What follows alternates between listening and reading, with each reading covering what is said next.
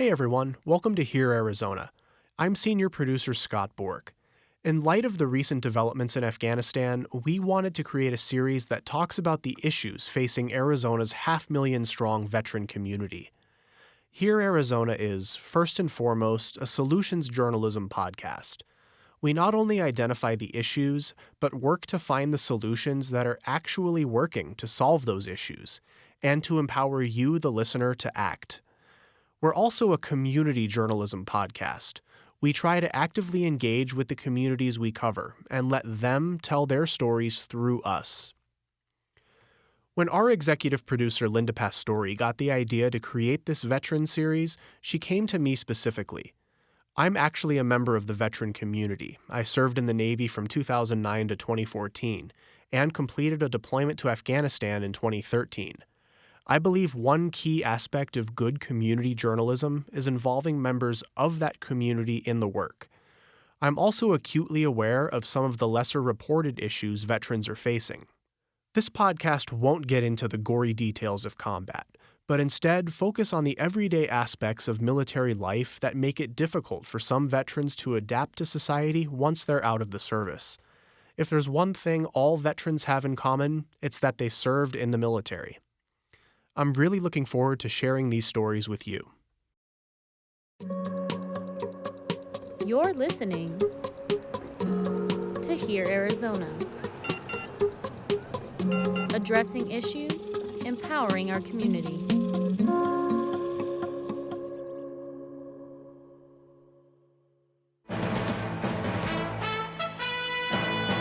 From ABC, this is World News Tonight, Sunday.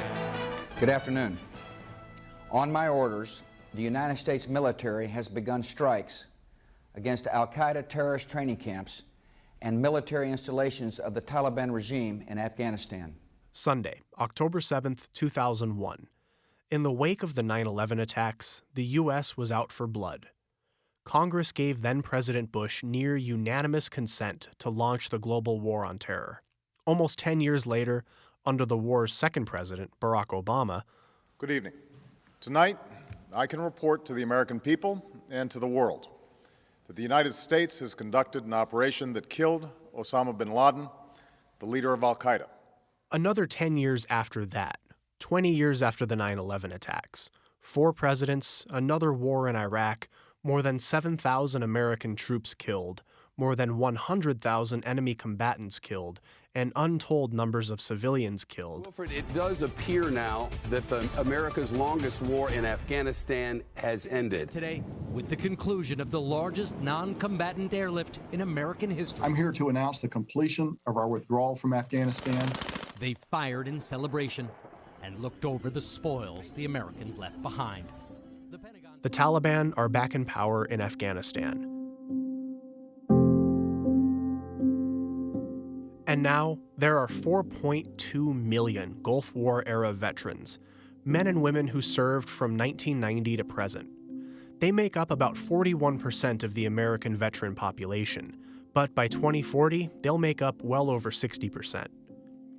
There are also millions of veterans from the Vietnam War. For it seems now more certain than ever that the bloody experience of Vietnam is to end in a stalemate. The Korean War, which ended in 1953, and still some remaining veterans from World War II, a lot of whom are well over 100 years old. The scene of an unforgettable ceremony marking the complete and formal surrender of Japan. In the Bay of Tokyo. Altogether, people who served from World War II through Vietnam make up about 40% of the veteran population. And then there are the Cold War-era peacetime veterans, too. They seldom saw combat, but faced plenty of tension in Europe. Thousands and thousands of West Germans come to make the point that the wall has suddenly become irrelevant. How do you measure such an astonishing moment in history? They make up about the last 20% of remaining veterans. It's really difficult for someone who has not experienced the military to understand what it's like. About 1% of the national population serve in the military, So the general public is prone to misunderstanding the issues and needs that service members have when they return. I'm Dr. Michael Casavantes. I've been teaching here at ASU for almost 31 years now. Casavantes, a Vietnam veteran, teaches classes on war and media, both from a historical and from a sociological perspective. The public, he says, gets their understanding of the military from what they see on film, on the news, or in books. The media, the way the media, and I'm talking not only the press, but also Hollywood, the way they depict soldiers, it's either the kind of psychopath that Sergeant Barnes was in Platoon, or the stalwart, stoic hero like John Wayne in Sands of Iwo Jima. Reality, though, is a little different. I enjoyed, for the most part, my 2 years, 10 months, and 17 days, but it was silly things like, we had a major philosophical difference on what a proper mustache should look like when I was in the Army. If you watch most news stories or movies about the military, the focus is on the combat.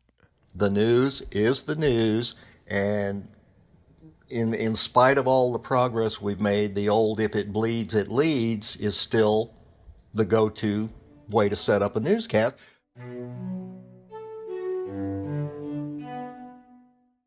So the public gets the idea that most issues veterans face are related directly to combat. Mental health disorders, physical injury, addiction, homelessness. How can someone who spent 5 years as an Army personnel clerk or a Navy radar technician, people who never had to deal with improvised explosive devices or ground combat, have a service-connected disability?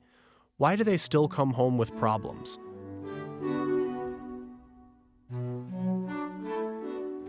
Some members of the military community break it down like this. 1% of Americans serve in the military. 1% of those in the military serve in a combat arms position like the infantry.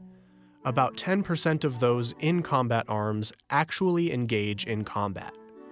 So, if so few veterans actually saw combat, why do so many come back with disabilities, mental health issues, and difficulty adapting to civilian life? Why are those issues severe enough to require an entire federal department, the VA, and the work of hundreds of nonprofits? This series is about some of the issues all veterans face when they're discharged. Here, Arizona wants to give listeners a good idea of some of what happens to all service members when they're in the service, regardless of whether or not they deploy or see combat. And to do that, this episode will look into the one thing they all have in common: time in the military. But first, support for Here Arizona comes from the Nina Mason Pulliam Charitable Trust, which seeks to help people in need, especially women, children, and families, to protect animals and nature, to enrich community life in the metropolitan area of Indianapolis and Phoenix, and from listeners like you. Thank you.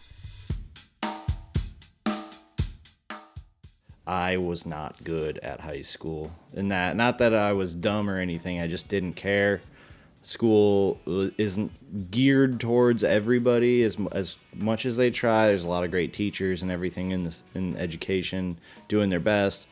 But I didn't apply myself. I hated school. I thought it was mundane. It was all popularity contests. And so I didn't try very hard, and my prospects for colleges were bleak or expensive.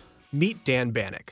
He graduated high school in 2008, but didn't have any plans for what to do after. My mom said, "You're paying rent or you're going to school."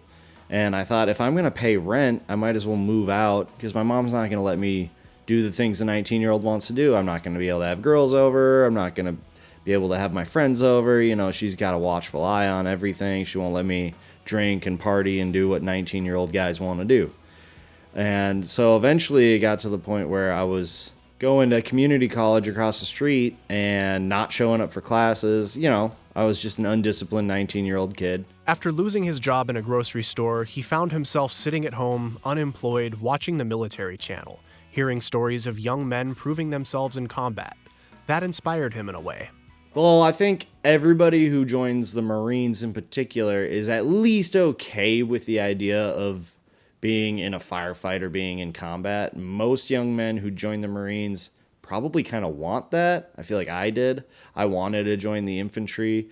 I scored a 77 on the ASVAB with high marks in like electrical and mechanical. The ASVAB, or the Armed Services Vocational Aptitude Battery, is the career aptitude test used to place applicants into career fields. It's scored on a percentile basis, so 77 is pretty good. So they laid out a couple options, and one of them was 5900 was the option code, and that puts you in aviation. And so I ended up becoming an aircraft avionics technician. So I fixed gizmos on planes. He left for recruit training in January of 2009. Now, ordinarily as a journalist, I'd be hesitant to use the word indoctrination. It's a loaded word with a strong negative connotation. The only reason I'm using it here is because the military uses it to describe its own process. Listen to the Marine Corps drill instructor's creed, which the drill instructors recite before training a platoon. Smartly disciplined. Physically fit. Basically trained Marines. Thoroughly indoctrinated. In love of corps and country. I will demand of them. All branches of the military use the word indoctrination to describe the process of de-civilianizing members. In Marine Corps training, for instance, recruits aren't even allowed to use pronouns to refer to themselves. So you don't say, I have to go to the bathroom. You say, this recruit has to use the head. Let's go. Mine! Aye, sir! This recruit! Aye, sir! Aye, sir! There is no I. There is no we. It's I, this recruit, these recruits, things like that. And that is to get rid of the individuality, the individualism, trying to make it so there is no self, there is only the unit. Another example is this scene from the Stanley Kubrick film Full Metal Jacket. Sir, the private said no, sir! Why, you little maggot! You make me want to vomit! Now, you do love the Virgin Mary, don't you? Sir, negative, sir! Private Joker, are you trying to offend me? Sir, negative, sir! Sir, the private believes that any answer he gives will be wrong, and the senior drill instructor will beat him harder if he reverses himself, sir! And when you go into the military, it's what I call a radical resocialization. I spoke with a professional psychologist who deals exclusively with veterans. I'm Dr. Shauna Springer, known as Doc Springer in the military and veteran population. I've spent the last 10 plus years in the trenches of mental warfare with our nation's warfighters and first responders. And when I say that, I don't mean just around combat trauma. I actually mean around many of the other things besides combat trauma that is really the hidden pain that people I serve are encountering. The experience is immersive. Every second of the day, every minute detail, how you stand, how you speak, how your underwear is folded, and how it is supposed to be stored in your locker down to the quarter inch is regimented and structured. Every time I say ready, move, it should be like an explosion. Do you understand? Yes, sir! Okay, scream at It's an important part of the process. They try to dehumanize you and strip you of your individuality. So the first couple of days, they're just... It's a shock. It's shock and awe. They just are screaming, they're yelling, they're loud, it's disorienting. Purposefully loud, purposefully disorienting. They're making a spectacle out of anyone who stands out. They're making a spectacle out of the kids who are trying their hardest not to stand out. We had a kid with an afro from a white guy with an afro, I should specify, from the Bay Area, California, and he was just getting it from every end. Any chance a drill instructor had, he showed up with a tie-dye t-shirt, and every drill instructor locked in on him and was screaming in his face. He was screaming, "Aye, sir," back as loud as he could. Yes, sir! Aye, sir! Let's go! You are created to be somebody who can serve and put your own needs aside. And so it's necessary to often change kind of the norms and the expectations when you become a military service member after being a civilian. Being part of a bigger whole and making sacrifices in the service of a common mission and overcoming sometimes a natural instinct to not be aggressive. These are all things that we need to train our warfighters to become in order to fill their roles. That's not bad. That's a normal, healthy thing. It's part of why we have one of the greatest fighting forces. Each branch does things a little differently. The Navy emphasizes shipboard firefighting and navigation over long hikes. The Air Force calls basic training platoons flights. But the overall goal is the same. Take someone who was probably sitting on the couch eating potato chips and playing video games last month and turn them into a professional member of the armed forces. They're really good at it. That's the whole point. A strong military depends on it. Getting screamed at, they're breaking you down to the level they want everyone at. Because the whole thing with boot camp is they break everyone down. They get rid of all egos, all individuals, and they make you a team. They make you a unit, and they build you back up as a unit. There's no quarterback in the military. There's no star running back. It's a whole team. So you can't be the guy. Everyone learns that they are nothing without each other.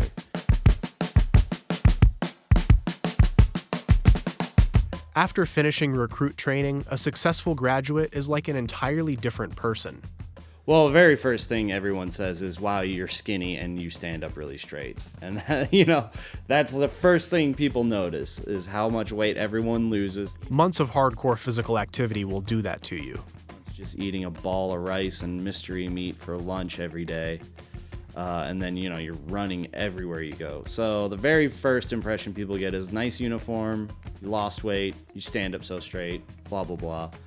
After that, it's like, if someone talks to you, you're so used to standing at parade rest anytime you talk to anybody. Parade rest is the position you're supposed to stand in when you're addressing a superior. And as a recruit, everyone is your superior. You're talking about going to the dentist and you're, yes, sir, affirmative, sir, negative, sir, like all that. So, my mom was like, hey, oh, I love you. And I'm standing at parade rest when she's trying to put her arms around me. I'm saying yes, ma'am to my mom. That went away, but, that was what it was the very first time I saw them in 13 weeks. This can sometimes permanently change someone's entire personality and identity. It softens over the years, but even 8 years after getting out, Dan and most veterans retain some aspects of this new identity. I still sir and ma'am people, I'm a bartender now. So if someone sits down at my bar, I'm like, hey, sir, what can I get you? Or, hey, good afternoon, ma'am, what can I do for you? And some people notice that, and some people think it's just me doing my job, and some people are like, oh, yeah, that's how he talks a lot. These traits are great for having a combat-effective military, and most of them benefit veterans when transitioning to civilian life, especially in the workforce. But some are uniquely military and really don't fit in well with the civilian world. And a lot of my friends, when I came home, noticed that I had a shorter temper, and I was a little less empathetic to real-world problems. And that's a big thing that messes up a lot of guys later on down the line. Can you elaborate on that a little bit? Well, understanding that the military isn't the real world, and all right, one example. After getting out of the Marines in 2013, Dan moved in with some friends in Flagstaff. One day, one of his new roommates fell off her bike. And, she scraped her leg pretty bad. And, I'd been out of the Marine Corps for maybe a month at that time. And the first thing out of my stupid mouth was, oh, you want to talk to my buddy Colin who lost his legs in Afghanistan? Tell him about your boo-boo? And, looking back, that was a f***ed up thing to say. But it was what I knew at the time. It was part of that suck-it-up mentality. After Dan graduated from basic training in April of 2009, he eventually ended up in North Carolina, then on a ship off the coast of Africa, and then Okinawa, Japan, all far away from home and everyone he knew. That's another thing about the military. It's all over the globe, on all 7 continents, including Antarctica. You could be stationed 20 minutes away from home, or a 20-hour flight away from everyone you know. All you have are the people around you in your unit, living, eating, working, partying, and even sometimes showering with the people in your unit is great for camaraderie. In combat, these aren't just your coworkers. They're the people you'd be expected to die for. We tend to think of military service members as coworkers, and we do not understand the depth of those bonds of love and trust. Those bonds are what protect people from despair. Doc Springer, the psychologist, says another constant of military life is having your entire world upended because orders got changed. You could be settling in for a 3-year tour of duty in Japan, then get sent back stateside on extremely short notice, leaving all your friends, who are essentially your family, like that. They suffer from what I think of as a fundamental attachment wound when they lose that family and that whole set of conditions and environment that help them know who they are as people and what their place was in that society. And so it's a massive trauma just moving from the military back into civilian society. Those bonds equate to trust, just like you'd trust your siblings or your parents. So when there's abuse, like hazing, bullying, racism, sexual assault, any sort of thing that might traumatize a child at home can be equally traumatic to the service member. The military is a microcosm of society. Just like there are good and bad people in society, there are good and bad people in the military. Hazing and bullying and other abuses of power are part of certain chains of command in the military because they're in the natural array of human behavior. I think sometimes we forget that, if abuses of power can happen in government settings, whether in our country or abroad, these kinds of things will happen in the military. And to the degree that we don't have oversight and accountability for these things, they can run rampant. Unlike the outside world, though, you can't just quit your job to get away from a toxic boss. I think the military is a particular society where certain people are imbued with a lot of power. If they are good men and women and good leaders, they can really form healthy, positive identities for those they lead. But when that is not the case, when you have somebody who is not a healthy person, when you have a toxic or destructive leader or somebody who abuses their power, it can do extreme and long-lasting damage for those who are subjected to that. Because they're essentially can be like captives in that kind of a chain of command. A lot of people leave the military with trauma related to the environment they served in, not just from the horrors of combat. There is a sacred trust there that we hold with those who take the oath of service. And when that is betrayed, when they are hazed, bullied, or sexually assaulted, that should absolutely be a trauma that we should care a great deal about healing and putting resources behind. There'll be an entire episode that deals with sexual assault and harassment in the military, and we're not overblowing it. A 2011 study found that the typical woman serving in the military was more likely to be sexually assaulted by a fellow soldier than she was to die in combat. In 2018, a DoD report found that more than 20,000 members of the armed forces experienced a sexual assault that year. If you compare sexual assault that feels personal, that feels like you have to confront the perpetrator, maybe they're in power over you in your chain of command in the military, for example, that is a different healing journey than somebody who has combat trauma, which is generally not personal, and it might be horrifying or traumatizing, but it doesn't feel like a personal assault. It also doesn't pull in a lot of times the same kind of feelings of shame that people can experience after a sexual assault. So, a lot of people come out of the military having experienced some sort of trauma, even if they were hundreds of miles away from the nearest combat zone. Those people also face physical danger, just in a different way. For instance, oh, it's demanding. I mean, it's just physically demanding. That's part of the allure to it for a lot of people is like to get in shape and be a hunky dude or whatever you're looking for on the physical side of things. A lot of the physical injuries that lead to service-connected disabilities have nothing to do with combat, just the abnormal wear and tear on the body caused by military life. Whether you're carrying a 120-pound ruck, doing a march every second week of the month with the grunts, or if you're like me and you're carrying like 120-pound aircraft components around the flight line, some of these components are worth hundreds of thousands of dollars, so you can't, if you have to set it down, you have to set it down, but like you're still lugging that. Even even without combat-related injuries, sometimes the stress of military service takes its toll on the body. It's a little easier to bounce back when you're young, but you see these guys who have been in for 20 years, they're maybe 40 years old and they look like they're 60 because their body just isn't hanging as well as it used to, and the demands are still there. There's this cultural thing in the military where you're supposed to tough out your injuries. Just like Dan told his roommate when she fell off her bike. It could always be worse. Just be a man and deal with it. And there's a suck it up mentality too. I mean, there are plenty of times I've sliced my hand open on a piece of safety wire. I saw the bone in my finger from just a little piece of wire just sliced me wide open on the ship deck, and I just put a napkin around it and duct taped it and went back to work. Within the military subculture, rank is important, and the hierarchy is strict and well established. There are a total of 24 different pay grades. Doctors and healthcare providers usually enter the military as captains and majors, already way outranking the average junior enlisted service member.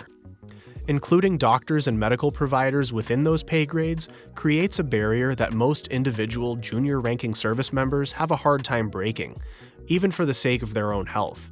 They might be your doctor, but they're also a superior officer.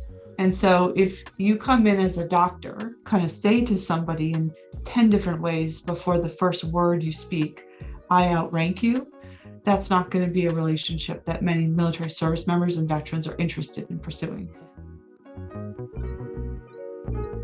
These quirks of military life sometimes keep people from seeking help. In my case, a sprained ankle when I'm 20, left untreated because I was afraid of looking weak, leads to debilitating arthritis when I'm 30, and I require treatment from the VA. A lot of people avoid wearing their earplugs when working on jets or shooting, because when you're 19, wearing earplugs makes you look weak. Then they turn 30 and need to get a hearing aid from the VA. There's a wide cultural gap between many of the healers who serve our military and veteran population and those they serve. There's a huge trust deficit there. Part of this issue of why military service members don't seek help is because there are very few people that seem to be able to build the kind of trust with them that they have with their trusted docs in the military. This trickles over into civilian society more than you might think. A soldier returning from combat with PTSD is afforded a lot of grace by society. But a soldier returning with symptoms of PTSD after a sexual assault is often ignored or dismissed as weak. There is gatekeeping in society about what trauma counts.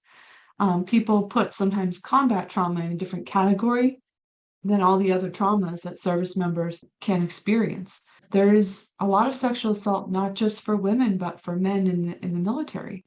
And this was something that once my patients trusted me, they opened up about hazing and bullying and sexual assault. There are abuses of power that can happen in certain chains of command, not across every chain of command, but that can happen.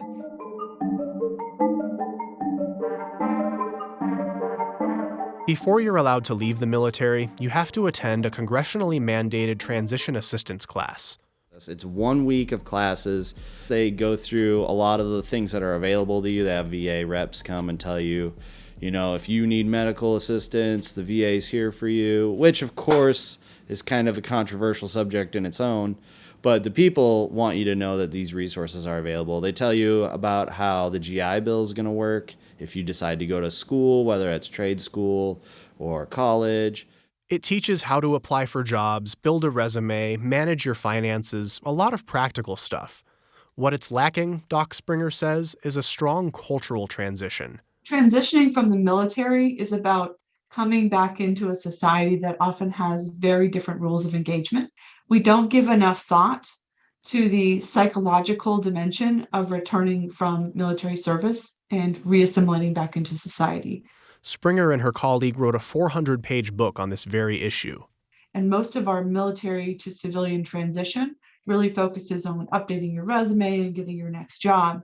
We think it's really the wrong question to be asking. How do I get my next paid gig is not right, as much as how do I support someone who just lost the family that they have been connected to for their entire time in service, and trying to find out who they are and what their identity will be in a world that really doesn't operate by the same rules. So it's really a massive problem that required quite a lot of work to really unpack that and hopefully support people through the psychological part of that journey.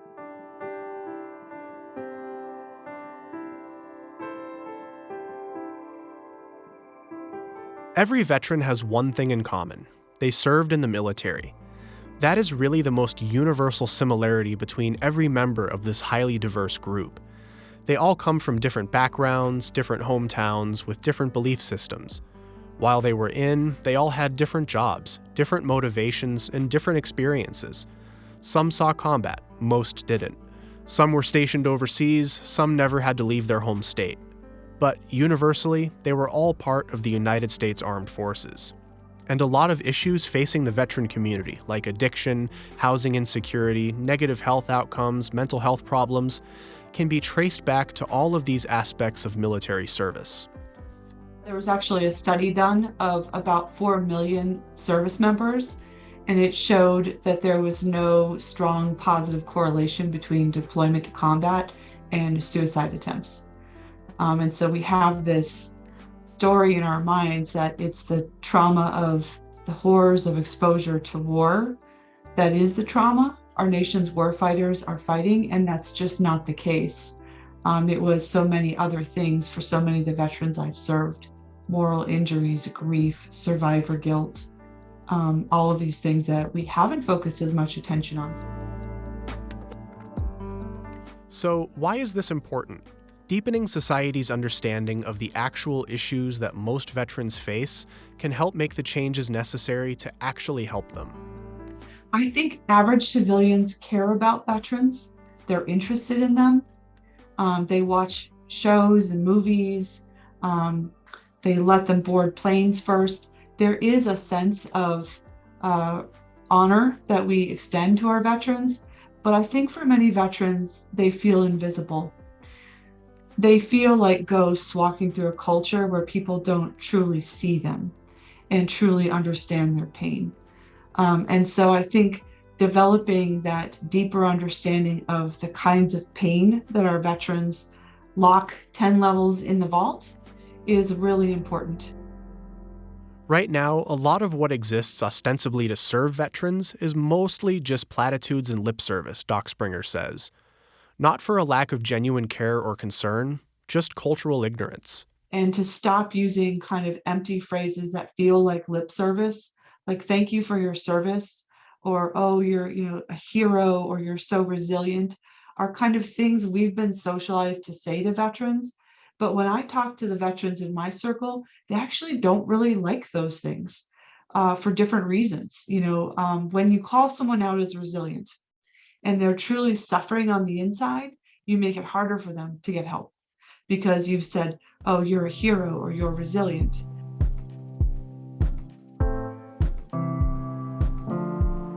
We wanted to take place in or have a place in our generation's struggle in combat or whatever it was. Like, you wanted to be a part of that. You wanted to look in your kid's history book later on when they bring home their homework and just be like, yeah, I was there.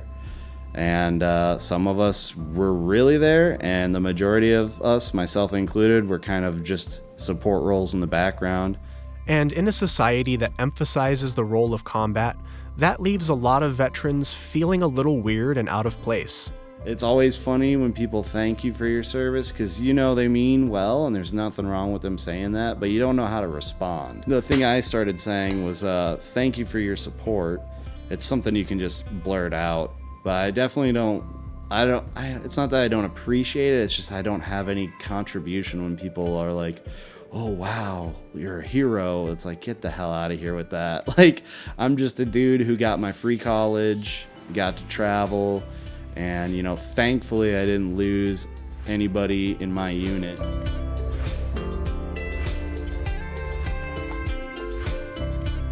On our next episode, women make up 10% of the armed forces. They've served in combat units since the early 1990s and have been officially fully integrated over the past few years, but they're still underrepresented in elite combat units.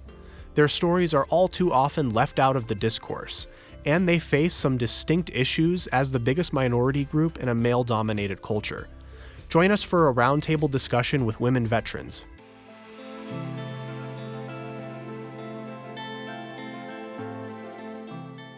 Here, Arizona is a production of the Division of Public Service at Rio Salado College, which includes Sun Sounds of Arizona, Spot 127, KBOC, and KJZZ.